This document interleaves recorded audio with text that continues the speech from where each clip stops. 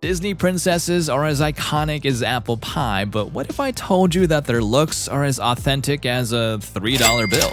Brace yourself because we're about to shatter your glass slippers and reveal how these royal ladies should have truly appeared.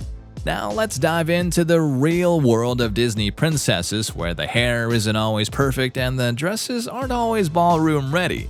Buckle up, it's going to be a bumpy magic carpet ride. Jasmine. The Princess of Agrabah is famous for her sapphire two-piece ensemble. It's a look that's as iconic as her pet tiger, but it's about as historically accurate as a camel doing the cha-cha. Let's do a little detective work to figure out when and where Aladdin is set.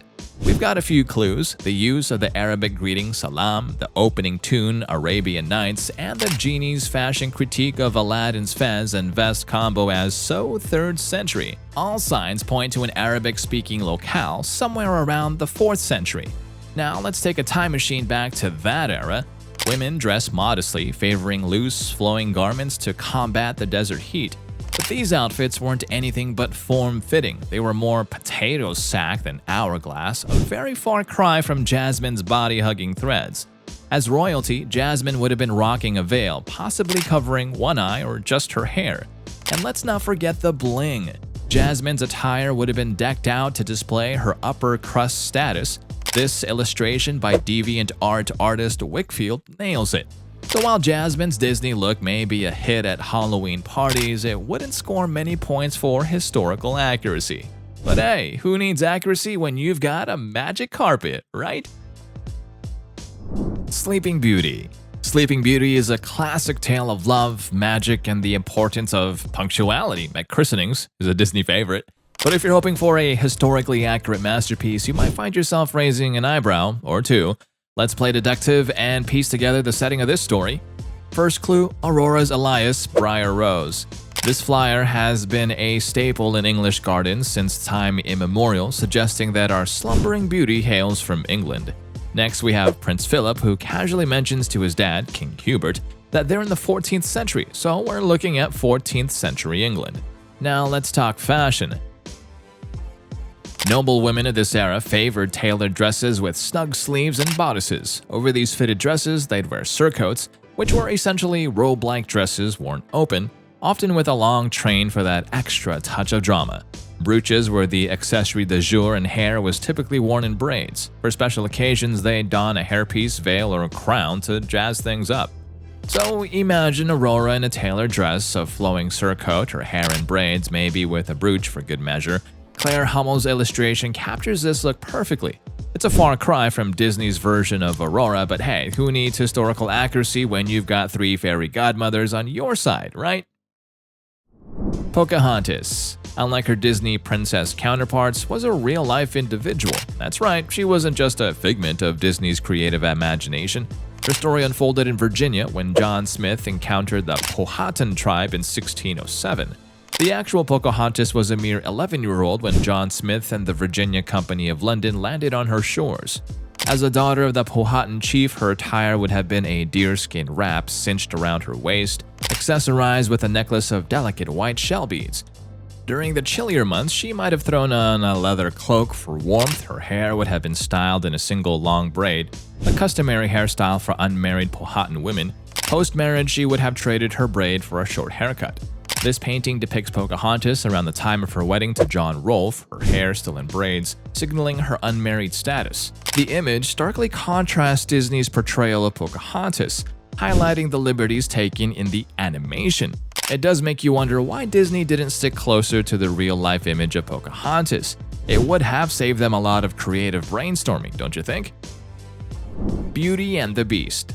Belle, the book-loving heroine from Beauty and the Beast, has been the talk of the town since the movie's remake.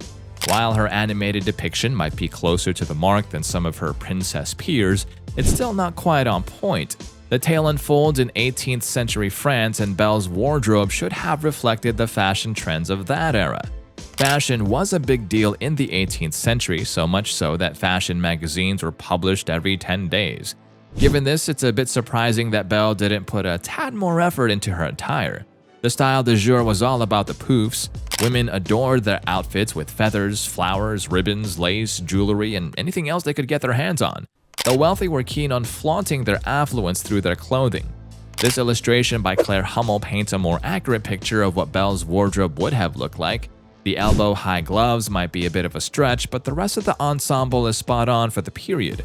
The bows adorning the bottom of the dress highlight the elaborate nature of Belle's attire, especially post her marriage to the Beast.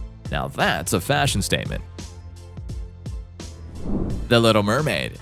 Now who can resist the charm of the Little Mermaid?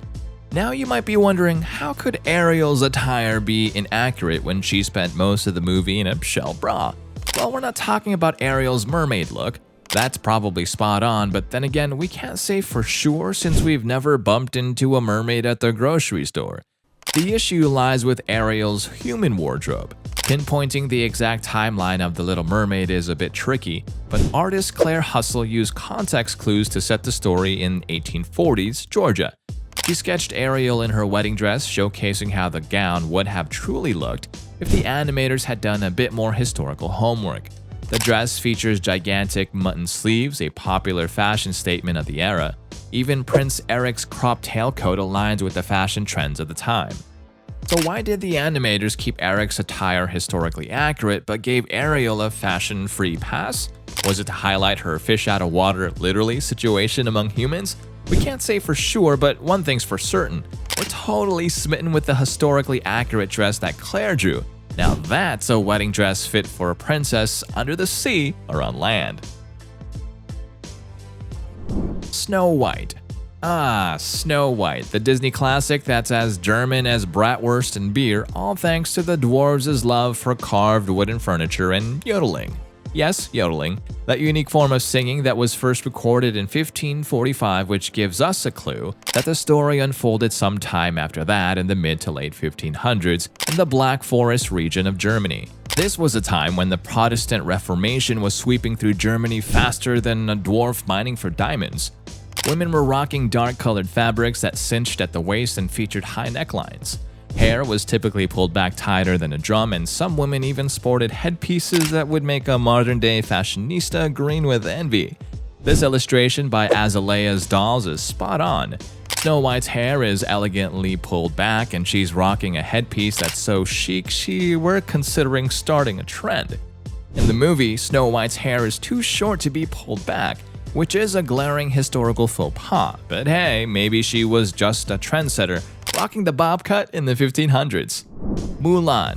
Mulan, the Disney warrior princess who's often overlooked in the princess lineup. Well, let's not forget she did marry into royalty, so she's got her princess card, alright? Now, our artist friend Claire Hummel decided to give Mulan's attire a historical makeover, which proved to be as challenging as climbing a pole with weights on your wrists. You see, the original story of Mulan is set in the Wei Dynasty, a period that fashion forgot.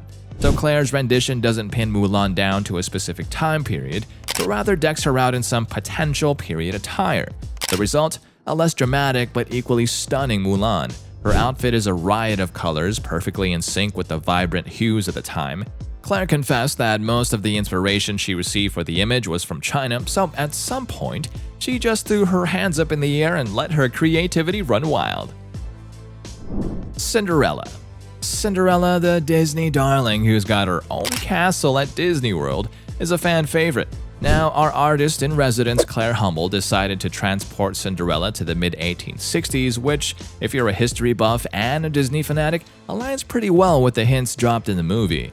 This was the era when dress cages started to resemble an elliptical shape and shifted towards the back. The result? A Cinderella who's just as stunning, minus the movie sparkle. How does Claire manage to nail it every single time? If you were to give Cinderella's dress a historical makeover, what would you change? Keep in mind that one of the most popular versions of Cinderella's story was penned in French by Charles Perrault, so a dash of French design might be a good starting point. Interestingly, Cinderella's tale has been told in various versions across different countries and eras, so feel free to time travel and globetrot while creating your own historically accurate Cinderella. Give it a whirl and share your creations in the comments. We can't wait to see what you come up with. Rapunzel. Let down your historically accurate attire. Our beloved Rapunzel hails from a German tale, so it's safe to say she's a German lass. But when it comes to pinpointing the exact timeline, well, that's a bit of a hairy situation. Enter our resident artist, Claire Hummel, who, despite loving the movie Tangled, couldn't help but tangle with its historical accuracy. To her, the movie seemed to exist in its own fantasy bubble, detached from any real-world timeline. So she took it upon herself to weave a more historically accurate Rapunzel, drawing inspiration from somewhere between the 16th and 18th centuries. She finally settled on the late Regency era. Why, you might ask? Well, many gowns from the 1820s sported those billowy sleeves that scream royalty, making them a perfect fit for our princess. Claire also gave Rapunzel's hair a period makeover, opting for a more historically accurate style over Disney's straight-out-of-a-salon look. So which Rapunzel do you prefer, the Disney damsel or Claire's historically accurate heroine? That's it for This Is How Disney Princesses Should Have Really Looked. Were you surprised by some of the outfits? Let us know in the comments, and thank you for watching.